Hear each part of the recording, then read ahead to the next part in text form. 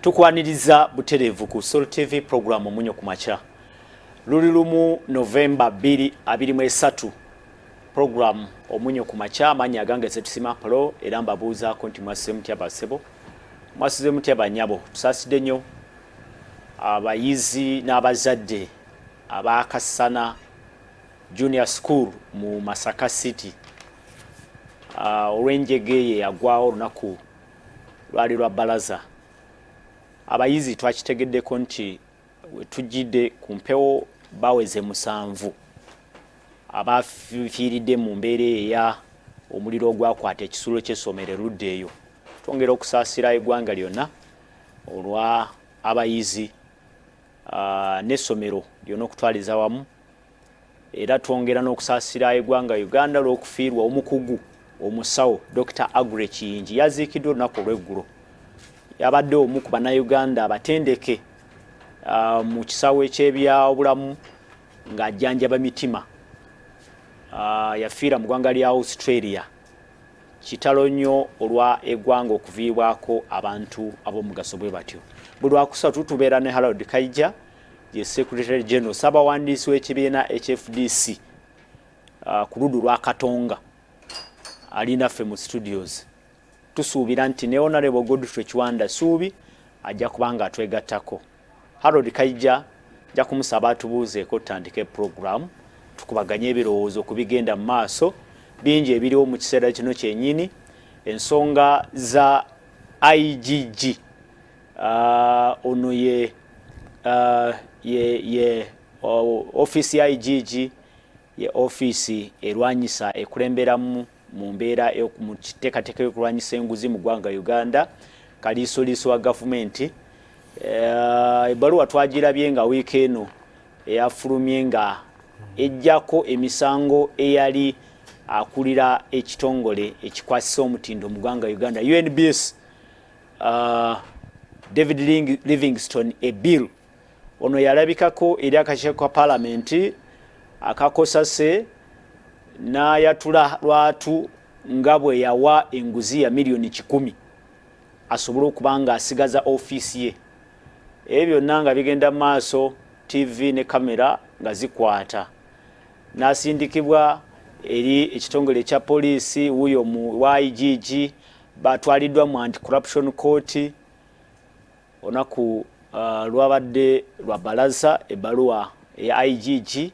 neraga nti obujulizi tebabulina obusobola okutambuza omusango ogwo ogumulumiriza okuba nti yawa enguzi. Mu ggwanga Uganda bw'owenguzi n'oyo oguwadde enguzi mwenna omusango batwala lumu, naye tekyasobose era omukulu yaggiddwako emisango. Si yo yeka, bangi abasobodde okuba nga bayitawo bwe batyo, naye nga tukimanyire ddala obulungi oba ensi ng'ekimanyi nti obujulizi bwe buli bayina omukono mu nsonga ey'enguzi. Ensonga y'amabaati era tugijjukira bulungi, bonna abayogerwako mu nsonga ey'amabaati ndowooza tewali n'omu kati oba oli awo akyaliko mu mbeera eyo. Mpozi juzi ye minisita omubeezi owa finance ndowooza y'omu kuba kyali ku mbeera eyo. Harold Kaija okubuuza batulaba tugende mu maaso ne program. Njagala kutwala omukisa guno okulamusa munna mikwano gyaffe we tuli mu buwambe abatava ku show eno. Mwami Amuriat yatugaseeko erinnya eddala Street Kids abali akasasiro namwe bannaffe bwe tuli akasasiro. Njagala okubalamusa mwenna gye muli, mikwano gyange ku Dream, Kansalu Kwaya, Lubega Tolo, Senior Driver n'abala mwenna wano mukwano gwaffe w'ensingiro oyo yatera okutulya mwenna gye muli yonna nga mulaba. Njagala okubalamusa. Njagala waliwo ebintu ebinkutteko. Gye waliwo akatabya kadde katambula aka kansala wa Nuupu eyajjeeyo emiggo n'ayisaako banne olw'okubalyamu olukwe. Nze nzikirizigana naye kubanga abantu bamaze ebbanga nga balya bannaabwe olukwe ne babalyamu essente ne bagitwala business as usual. Era Segawa njagala kuyozaayoza nja kunoonya violence nange nedda waliwo no, it's not violence Actually, nti abantu abakulembeze oyina jana gamba mutuli abantu 27 nembe omusanvu mbugwe gwatusinze nga mulinga batalina chief whip so ensonga eyankuteko nnyo enyumidde ne president Senkubuga badde agimbuuzaawo ne ngamba nyimiridde ne Segawa kuba abantu okulya sente kati bagenda kusooka bakibale nti abantu bagenda kambu asooka amanye abantu bagenda kambu kubanga bannayuganda bafuuse nnyo galibo babinyumyako binyuma babitwala kalingale byoli mukwogerako omuntu bamulaba katambi nga nekigenda bugenga ate banaakola ki waliwo eyo embeera y'abanaakola ki egenze mu ggwanga muno so gye ndowooza mbu embeera eyo eri mu kutta eggwanga lyaffe ensonga endala gye njagala okujja era ye bbaluwa era ya Mwai Museveni gye yagenze n'awandiika ku nsonga za Genoid Amin gwe badde baagala okukolera institute essomero erimu ejjukira n'agamba temukigeza oyo tetwetaaga kumujjukirako n'akatono tumwerabirire ddala bintu byakola bibinnyo nengamba bukolokoloko Mwai Museveni otya najja n'Idi Amin emyaka 2 ng'afudde n'omuwala n'ekyenkaniddeawo kwegamba nendaba nti message teri mu kwogera n'abannayuganda kuba ojja otambula bodaboda ng'ozira mu kibuga tolaba akafaananyi ka Idi Amin bw'otambula taxi tokola n'emmoloka eza bulijjo ebifaananyi kati batandise obijja no bibadde bibeerako nti bw'olaba abantu omuntu gw'olowooza nti mubi kubanga Idi Amin omuntu yali yakoma mu P3 ng'ate yagyesomesa n'afuga emyaka 8 nga yasoko mu Olympics ezasooka mu 7 John Akibua nti Uganda mu mupiira gye twakasemba kutuuka ku finals yali Idi Amin conference center gye mwogerako mpoma satellite okutandika okwogera ku gundi ku Canada TV nti twalina ne public transport nakimanya nti wanaabeerangawo zi baasi nga za gavumenti nga zina paaka kati awoyina zimukwano center opposite parking kadde wewalinga paaka yazo nga stations ebulaya bwe ziri kati olala weebuuza singa tandika public transport temugenda kumenya bizimbe oyo gwe tulabanga omujega egundi kariya yaffe ey'ennyonyi n'agamba nti n'aleeta gundi yali awezza fleet ndowooza bayanyonyi yes kubanga yatuuka e Bulaaya n'amugamba mbu enteesa okuva mu lita 3 n'agamba bwaffe obalita 2 n'angamba kankole ki kambuleete n'akola ekintu ekisinga nti zeetaaga kitugule n'ennyonyi ne tutandika kariya fleet yaffe Uganda n'etambula nti ebintu Amin yakwata ku bantu ab'omu Uganda yonna osanga family oba siza abasiraamu oba z'Abaganda Abasoga Abanyankole ng'olaba olyaga nti kubanga olwaleero singa Amin teyakwata bannayuganda n'abateeka mu byensimbi njagala kugamba singa ne TV eno singa teriiwo kubanga mutuuse okuwanjagira tubyogeddeko obwamusibira mu yes kubanga kyekyali ewa Amin ekitali wano Amin bwe yali ayingira mu buyinza ndoza muntu omu yafa Mwami 7 abantu emitwalo 5 bagamba abantu bangi battibwa naye ate n'abantu bakomawo nga bavudde egundi Tanzania ne bagamba mbu ebintu ebimu bibadde babikola bakyayise Amin bo bennyini bewako obujulizi olwaleero kididap teziriiwo so nti kubanga twali batugamba nti omuntu oyo ekyo kyetwagadde otunya ekibi kye yakola kubanga obuzibu yalina nti propaganda yamuliko n'abeera n'eggwanga nga liriko embago nze taata wange omulembe gwe yatandika okukola ne taata wange baamuwa omusala ne bamugamba nti omusala gwe tukuwadde tuteetegedde embeera y'ebyenfuna bweri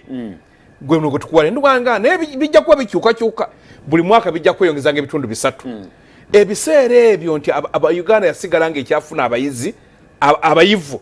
university nga zikola bulungi ye ate Amin yali awo ekitibwa profession nga badduka mu ggwanga nedda anti abaddukanga be basangako nti gwanga nga bagambye abaali e Tanzania bajja nti Apollo katukatu museke enziro kakati negikunya nti basajja bakutaddeko enziro kubanga era abasinga okudduka baali ba collaborators era bwe baddanga basirikale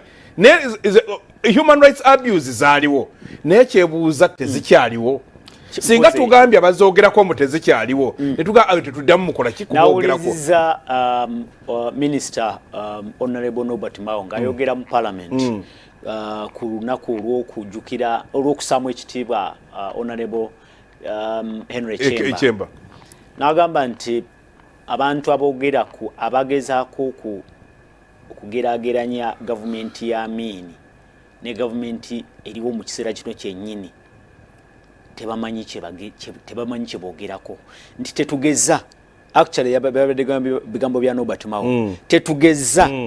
okuddamu okugeraageranya ekyaliwo mu biseera bya Amin n'ekiriwo kati yabadde Norbert Mao. Yes, anti omanyi statement eyo nayo eri pregnant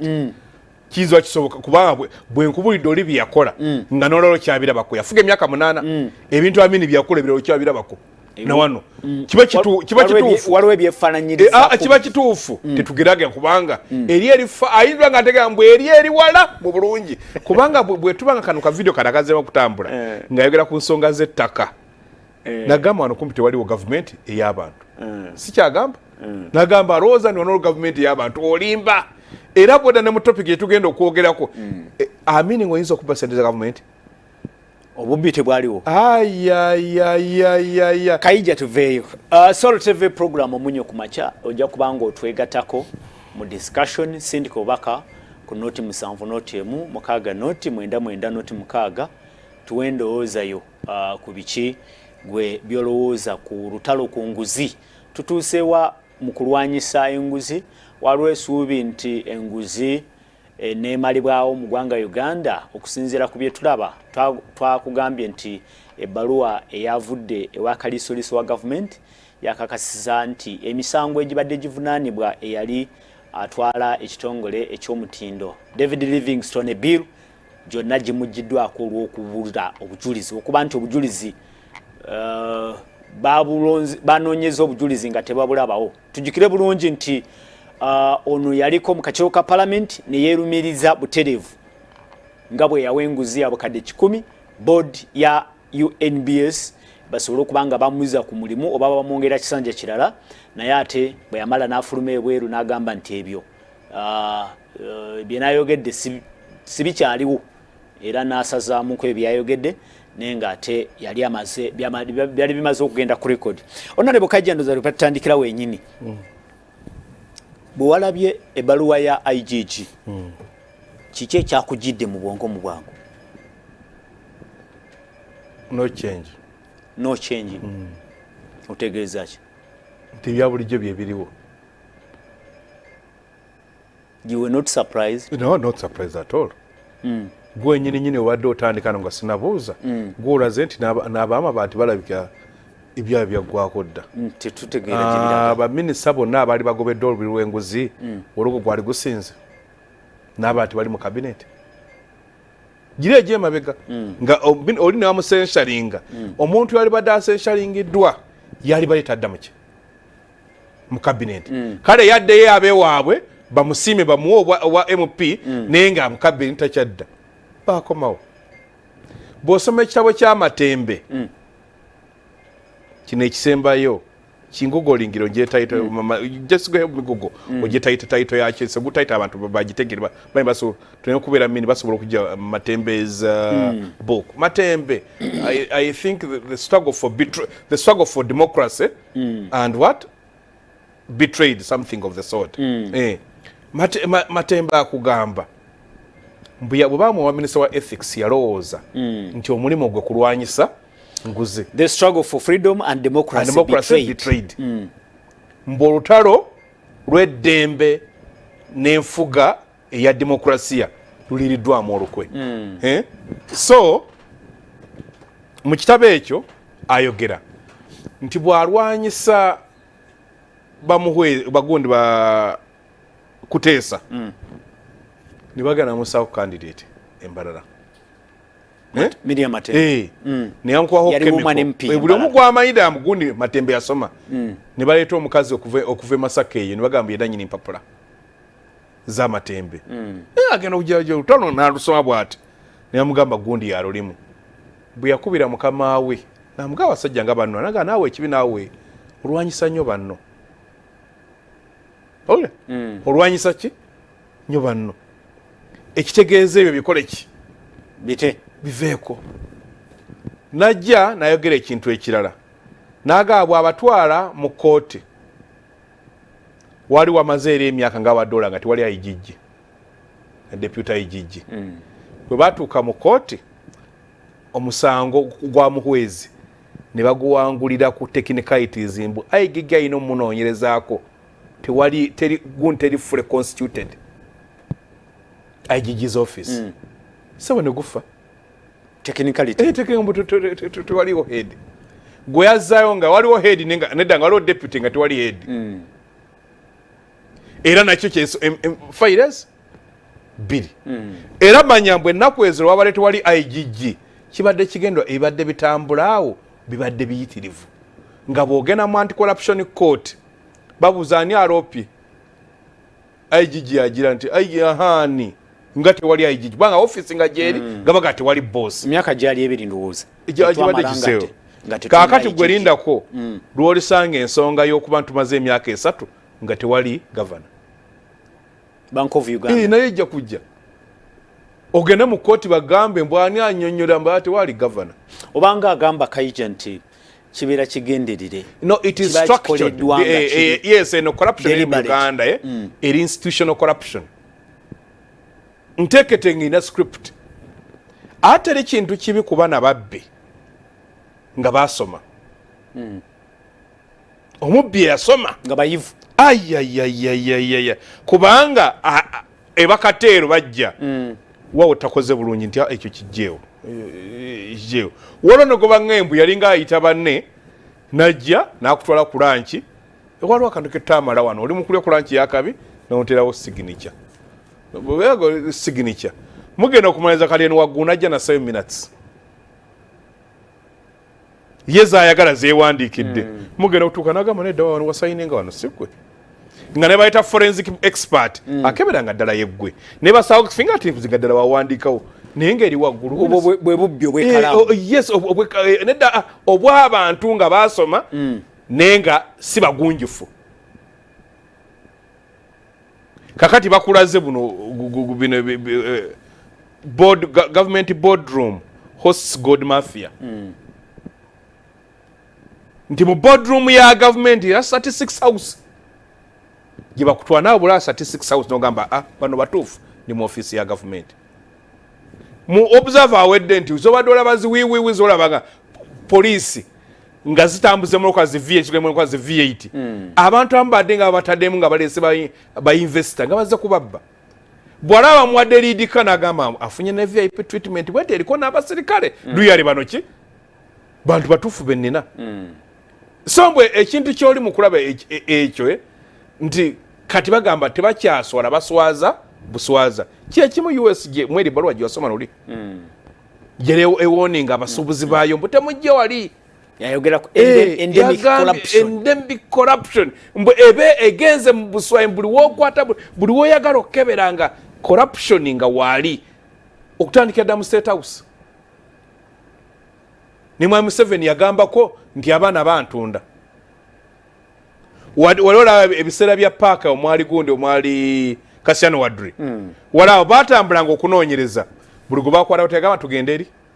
mu State House bwe batuukayo n'abalekikyalinga eyo fayiro neekomaawo ojjukira ensonga z'abasajja balabaki era ogenda okukakana mu State House yakiryalinga so nekijja nga kikkirya kati ne bujjanga nga bukkirya kati buli omu waakutteko wabba just yesterday mukwano gwange yaddanyumiza mukwano gwe yamwereza audio kizibu ekyadde kimuguddeko yabadde ali ku luguudo bw'okyamira ewa Kisonga ogenda e Kawanda ekikuba ekyo eky'ettaka kati aba avuga wakapikipiki nga kuliko munne namulaga sayini mwekitegeeza nti omupiira guliko ki ekizibu eyo nekola ki negenda n'eyokubiri nejja kakati eyokusatu ejja nga oli aliko ne gundi ayambadde nebyovulunga ebyamakanika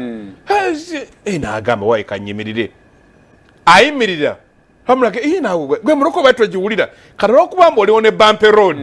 nawe ako ka bump okawulira agize bwati zako wali ebbali bakebe dagezo nedda sembeza ako wali uva mu kubu uvuga mpolampola osembeze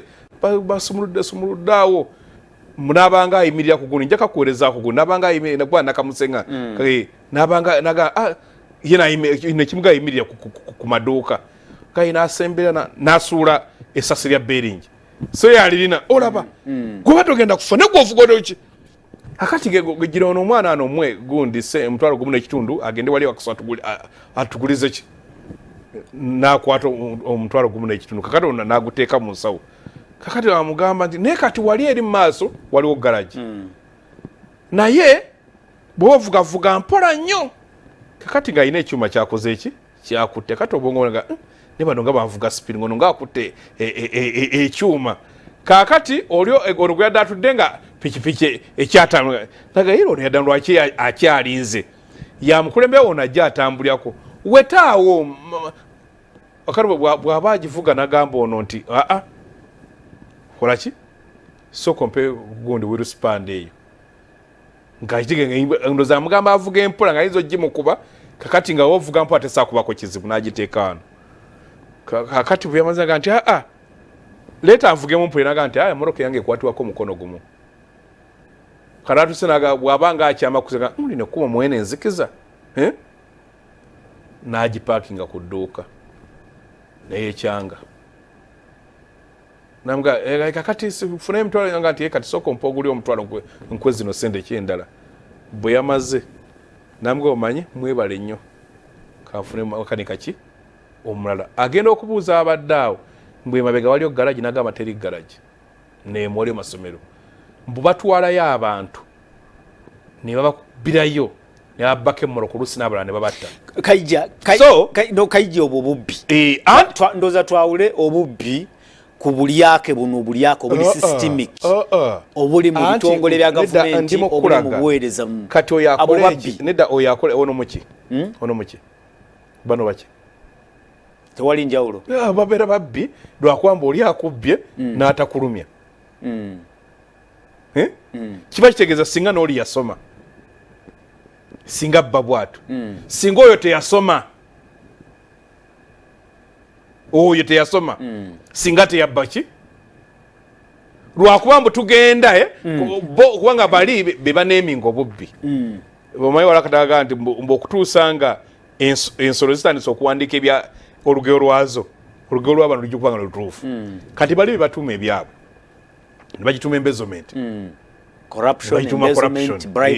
akati bribery ne corruption bribery mbu bampadde nkola omulimu kakati embezzlement yeze bamuwadde okukozesa zakolaki zaalya so kiri nti wano nti tolina lupapula lw'amawulire ne bugamba lukebere ojja kusangamu obubbi nengamba kimu olw'eggulu ojja kusangamu obubbi mu 2011 mbandaga Mwanga Kivumbi twali tulina we tudde ne mulaga nagamba nti kebere empapula ezenkana omwezi olabe olupapula lutabeere mu bubbi buli lupapula lusanga muki bubbi naliko omukomera n'obuuza abo abaana boli mukogeka abato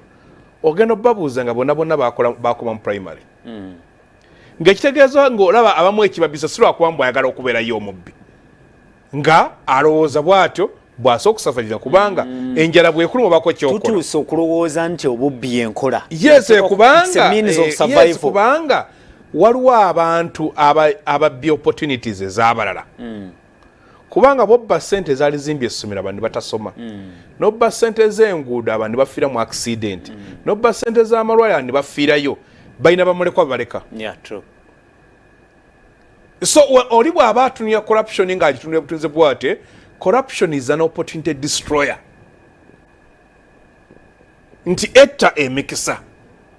corruption ejjawo obuntu bulamu corruption breeding conflict mu society wano waga ebiki ebireeta stress so Power Vision rugambye nti abantu 30 mu Uganda balina mental disorder n'emi bagambye land eviction okugobaganya abantu ku ttaka baani gwapolosa okugobaganya omuntu ku ttaka amanyi galina amanya go ngajjawa bagambye work school rated ng'olufiizi zakoze ki zabuze relationship stress genda obuuze bonna abalina stress mu relationship ekibalese buki bwavu mukazi ono akusaba kino olwaleero n'okimulimba nzijukiza ku weekend n'akujjukiza naye nga ng'oba ojjukira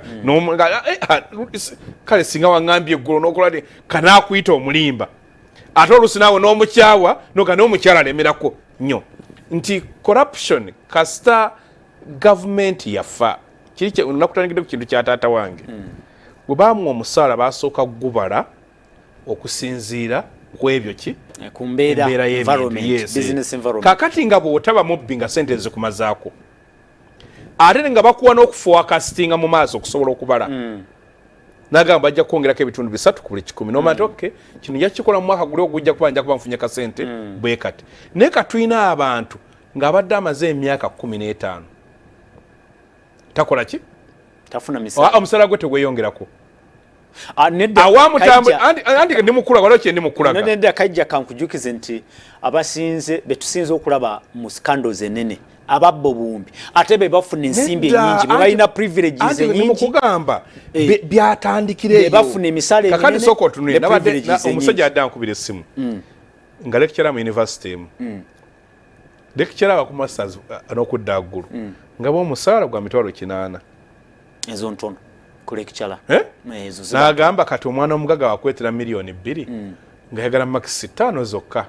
abuuka akagwa ezo ziba ntono maxes kulecturer ezo ziba ntono tane n'osanga badriver bentera okwogera ano ng'omwe emitwalo aga 2 ge bafuna aba gavumenti amafuta gayinza okuwona naye ba minisita anti kakati anti ni mukugamba graduation kakati enkya bw'anaaba agabbanga driver n'akimayambo kitandise okufuna kati kigenda kisinki nga n'abanda kyasa kirekeraawo n'amanyira kakati enkya bamuyitanga kisupervisor abavuga emmotoka tategeeza bw'akuwa kaadi y'amafuta agamba nagano wakole ki gampeeko enkya najjanga alinnya kati n'alinnya nga process bwetyo mwakulidde kubanga oli bw'ajja alinnya ng'ekintu kijja kimumala tekirwa kati n'ekirala kye tufunye era ekizibu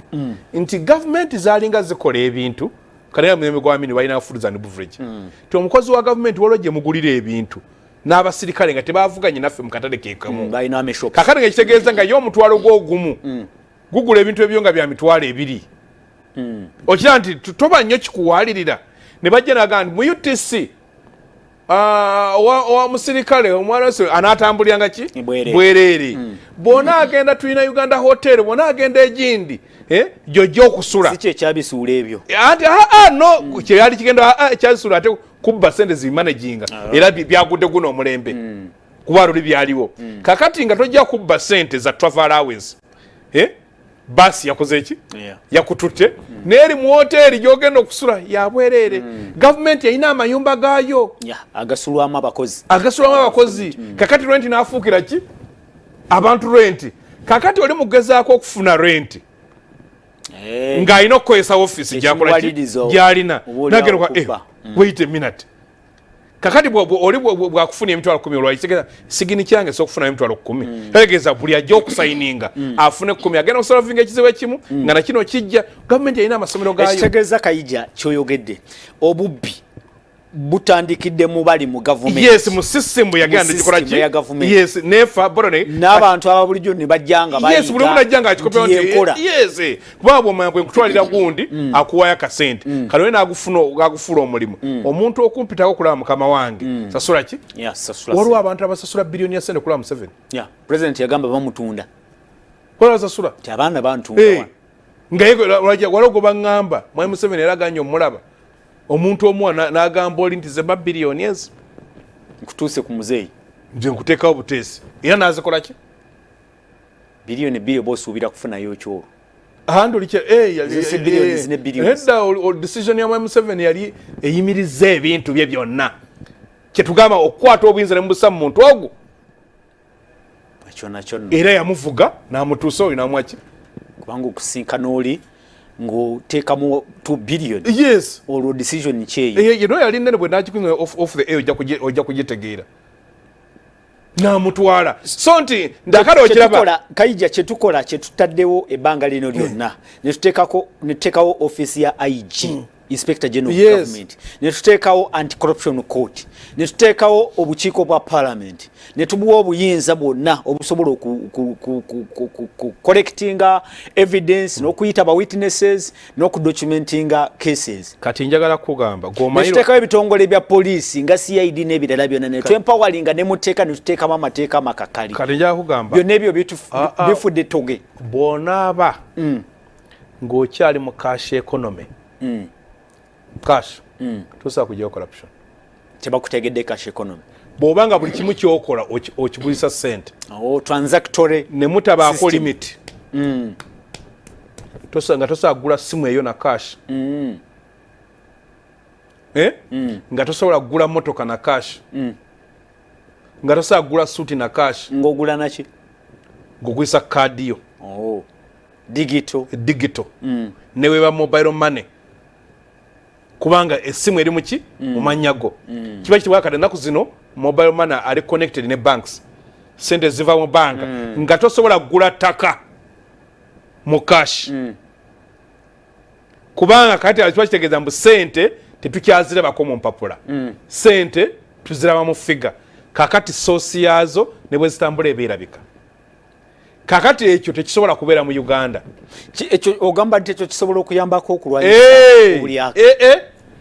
Waliwo akatabo bakera the spy who betrayed America. Yali double agent mu America. Double agent yali amulime ne mu yes. Yamala n'emitwalo 5 ejja $, mu nyumba okumala emyaka 10 paka lwe baamukwata. Nga talina wasobola spending. Nagezaako agenda alabika ab'ebimyansulo nga nagezaako nga bwagenda okuwa omuntu tipu ng'awa tipu eri abunomo ayagala gaba $10 kubanga lwaki otegeeza ki Kayija ekireeta obubbi oba ekyanguyiza ababbi okubba kwekuba nti bwenkwata sente nteeka mu nnyumba neŋŋa nengula emmotoka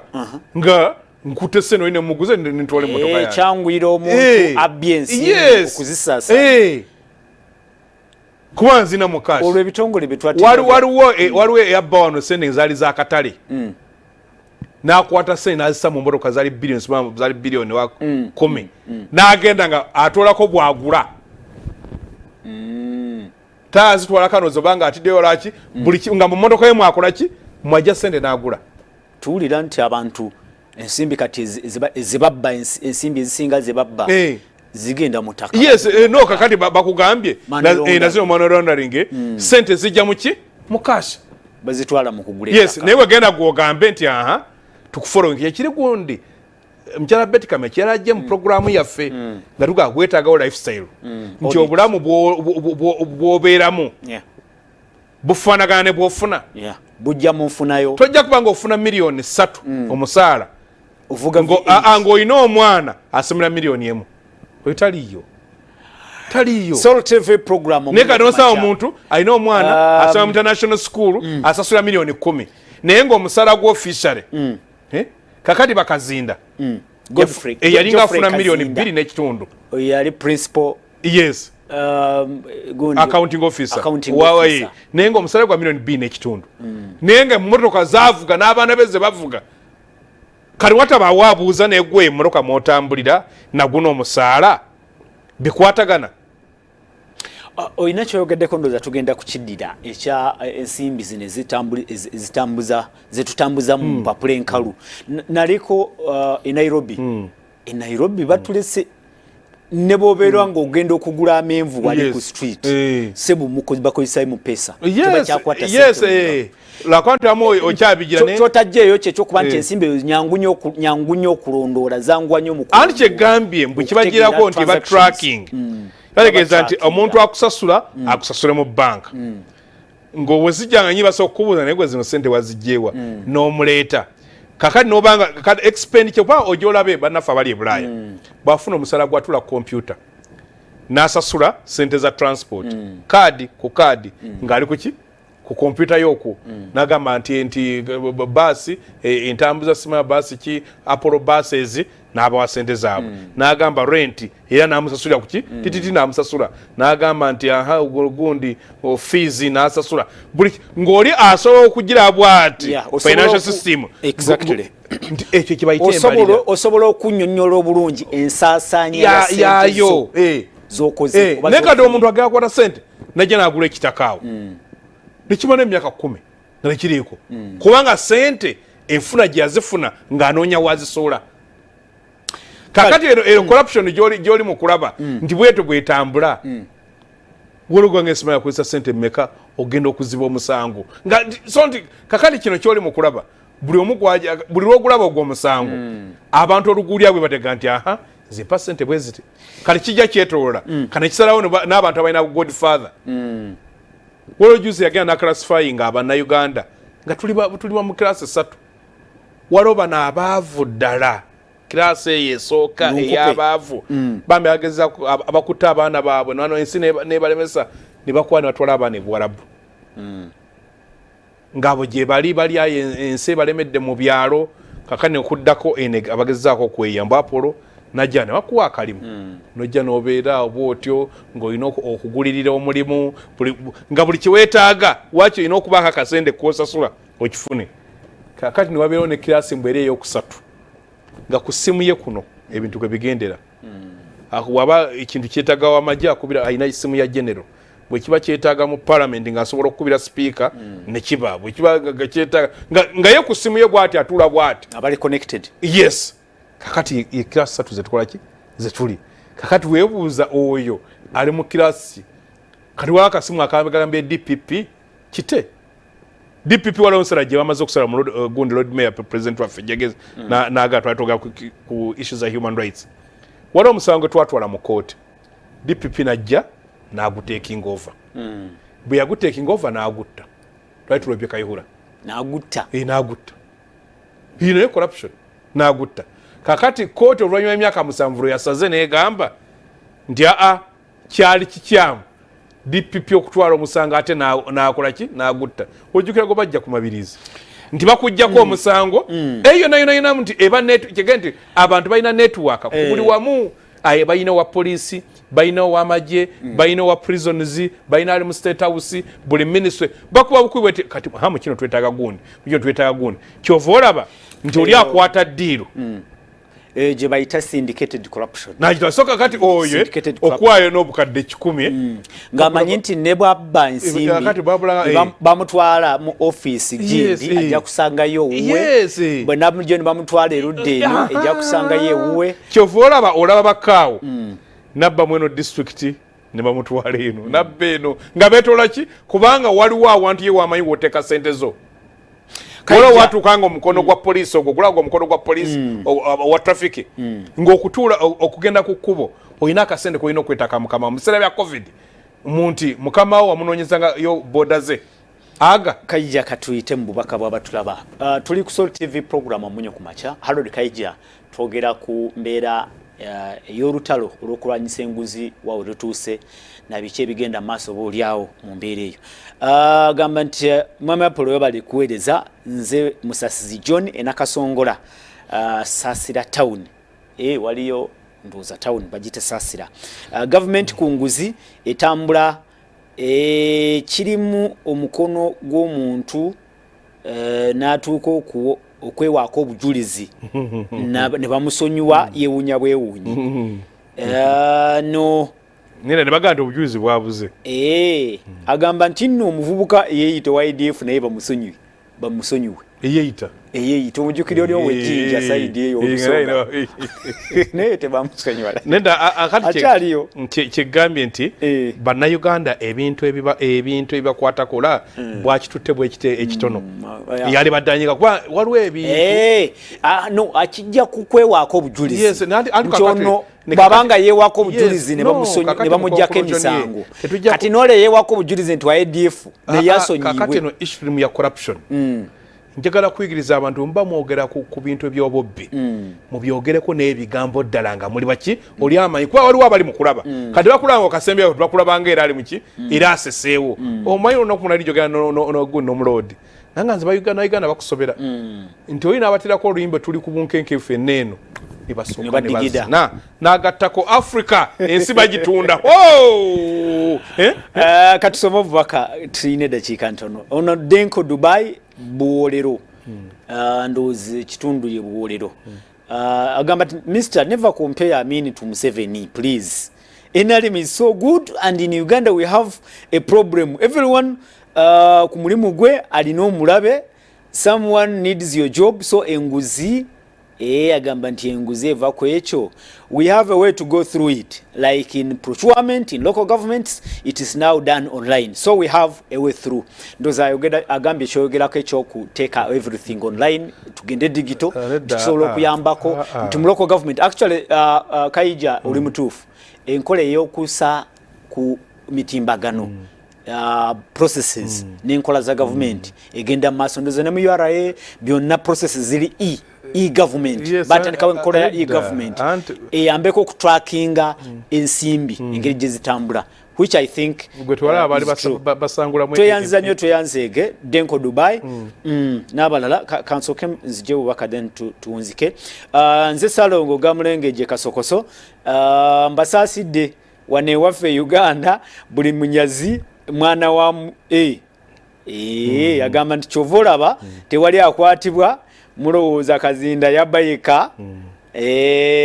omuganda agamba omutambula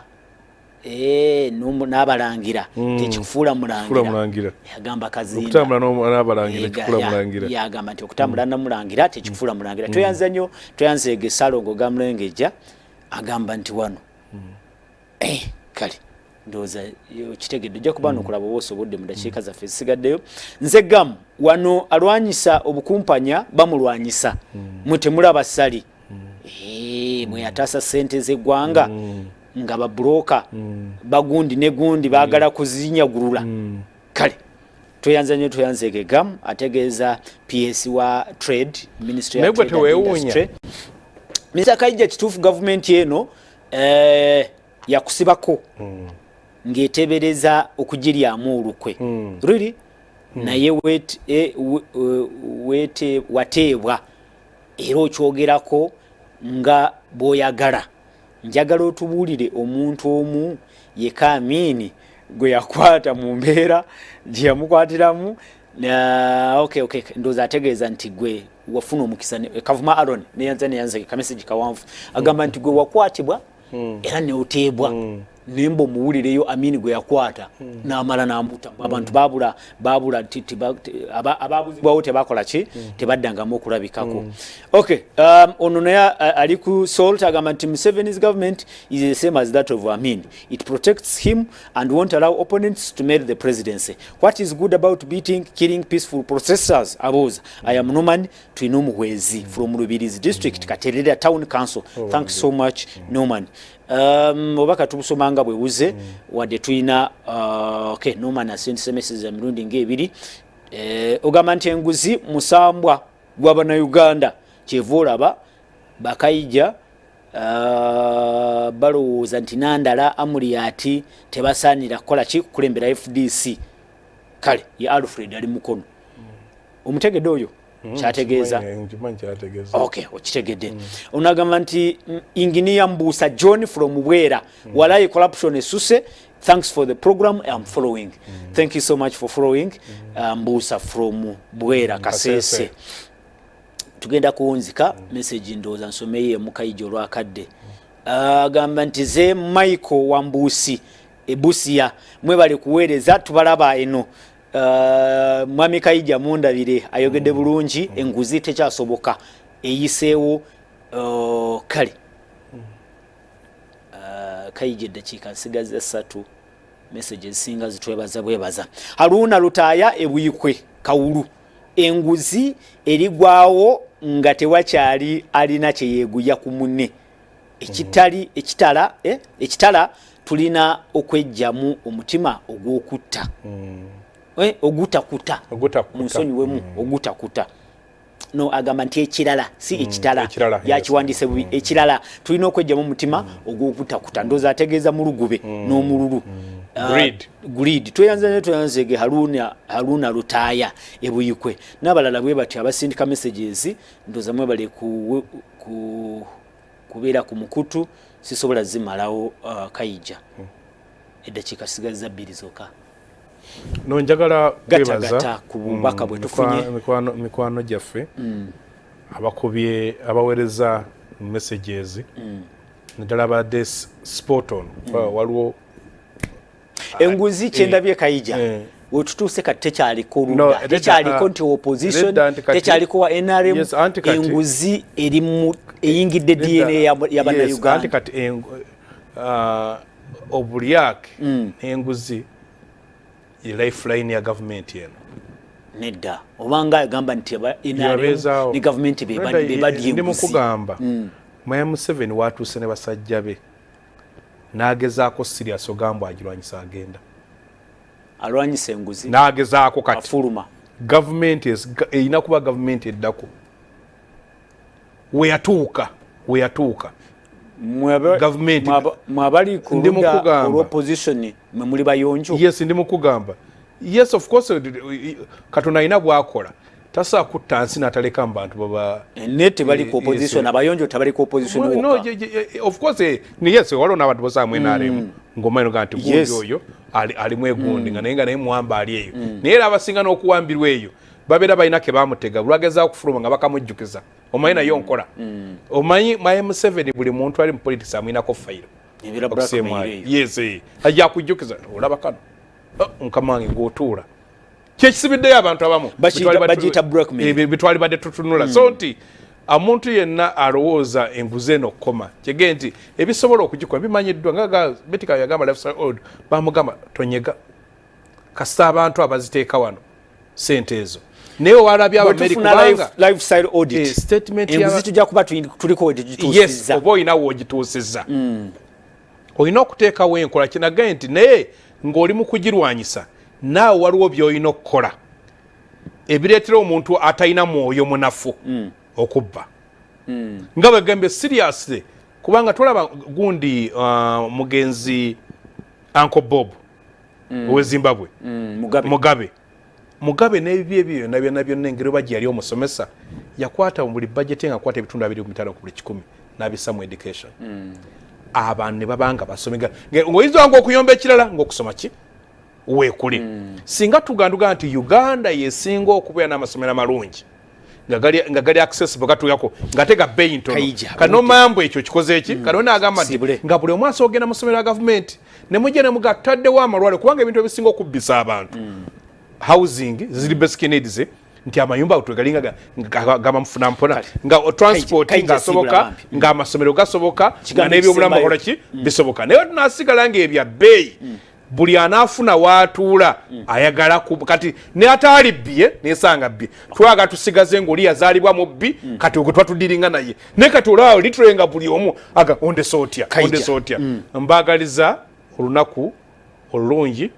Katonda abankumire kutuuka wiki ejja tweyanze nnyo tweyanze gali ku Soul TV bwe tubetambude sekretary waffe owagundi ambia Firido omukyala ow'Emityana bamuziiko olwalire mu Bende general secretary waffe sibunjagala okusa mukyala yafudde pressure n'akutukira olunaku lw'ejjulo n'agenda kuziika olwaliro emwami mu Bende kanso Tugume Moses agenda tukiikirira waliwo ekintu ekinsazewo kitakuba kubeera namu musibe bulungi mweraba